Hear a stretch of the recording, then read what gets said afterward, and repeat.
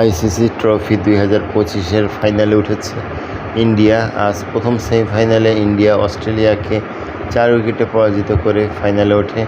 প্রথমে ব্যাট করতে নেমে অস্ট্রেলিয়া নির্ধারিত 50 ওভারের খেলায় 49 ওভার 3 বলে 264 রানে অল আউট হয়।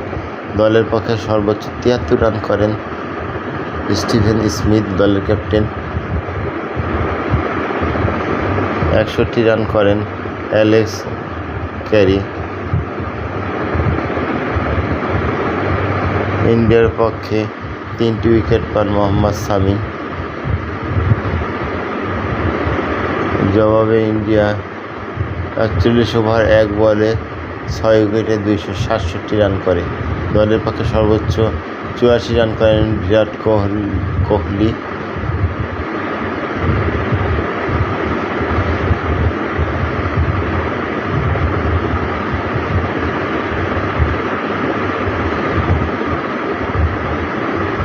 অস্ট্রেলিয়ার পক্ষে 2টি করে উইকেট পান এলিস ও জাম্পা।